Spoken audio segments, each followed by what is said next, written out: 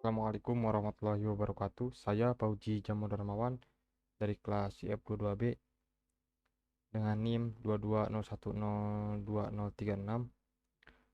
akan mempresentasikan jenis wearable device yaitu smart ring. Di sini saya akan membahas tipe atau jenis dari smart ring ini, terus properties, terus kemampuan aplikasinya dan juga cara kerjanya. Sebelum itu teman-teman harus tahu dulu apa sih smart ring itu. Jadi smart ring itu adalah perangkat wearable yang dapat dikenakan di jari ya. Mereka hadir dalam berbagai gaya dan dapat digunakan untuk berbagai tujuan, seperti melacak aktivitas, melakukan pembayaran, dan mengontrol akses ke perangkat dan aplikasi. Oke, lanjut ke yang pertama nih, tipe nih, jenis smart ring. Cincin pintar atau smart ring ya dapat dibagi menjadi dua jenis nih. Yang pertama ada cincin pintar pasif. Jadi, cincin pintar pasif ini tidak memiliki sensor atau komponen elektronik aktif lainnya. Cincin ini hanya berfungsi sebagai aksesoris saja gitu ya, fashion atau untuk menyimpan informasi medis, contohnya NFC rings. Jadi dia tuh nggak pakai sensor gitu, jadi pakainya chip. Oke, yang kedua ada cincin pintar aktif, yaitu cincin pintar yang memiliki sensor nih atau komponen elektronik aktif lainnya yang dapat digunakan untuk berbagai fungsi seperti melacak aktivitas, melakukan pembayaran, dan mengontrol akses ke perangkat dan aplikasi. Contohnya ini cincin pelacak kebugaran, terus cincin identifikasi biometrik. Jadi ini yang untuk pelacak kebugaran seperti untuk melacak detak jantung, terus langkah, terus tidur gitu loh. Terus ini nih ada cincin identifikasi biometrik. Jadi ini tuh untuk ya sidik jari kayak gitu. Oke, lanjut. Yang kedua ada properties bahan bahan. Jadi si smart ring ini biasanya memiliki ukuran yang kecil ya, ringan juga sehingga nyaman untuk dipakai. Cincin pintar ini dapat terbuat dari berbagai bahan ya seperti logam, plastik, atau keramik. Smart ring ini juga biasanya memiliki daya tahan baterai yang lama hingga bisa bertahan beberapa hari atau bahkan mingguan. Ming- minggu mingguan ya. Oke, selanjutnya ada kemampuan smart ring. Nah, si smart ring ini bisa digunakan untuk berbagai macam fungsi.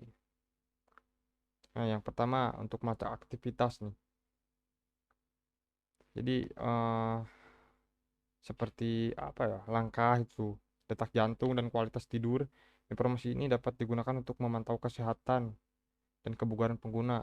Jadi itu intinya untuk memantau kesehatan. Terus yang kedua, melakukan pembayaran. Si smart ring ini dapat digunakan untuk melakukan pembayaran tanpa kartu.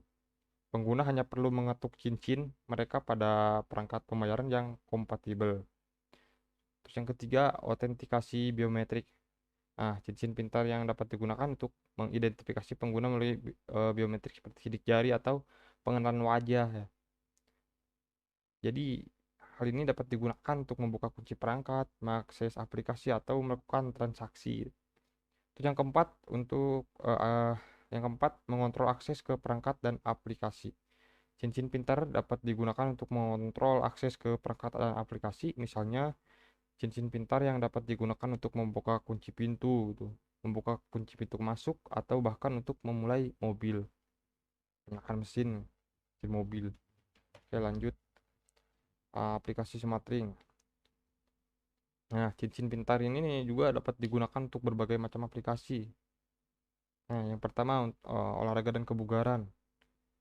Cincin pintar ini dapat digunakan untuk melacak aktivitas olahraga dan kebugaran pengguna gitu.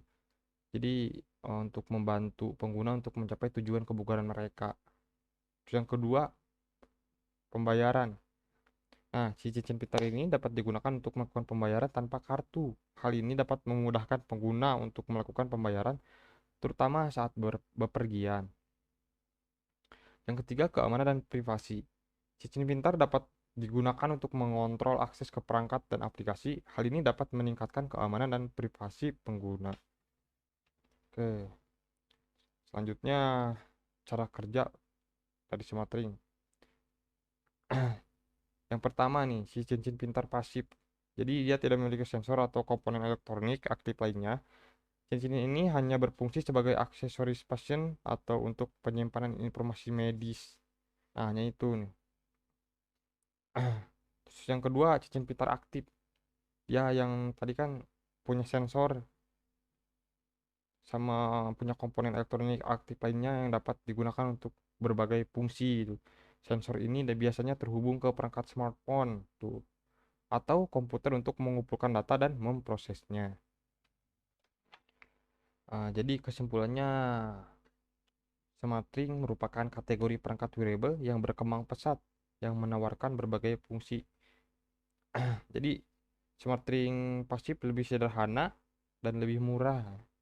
Sedangkan SmartRing yang aktif menawarkan lebih banyak fungsionalitas. Jenis cincin pintar yang terbaik untuk teman-teman akan tergantung pada kebutuhan dan preferensi individu teman-teman juga. Hmm. Sekian presentasi dari saya. Mohon maaf bila ada kata-kata yang salah. Wabillahi taufiq wal hidayah. Wassalamualaikum warahmatullahi wabarakatuh.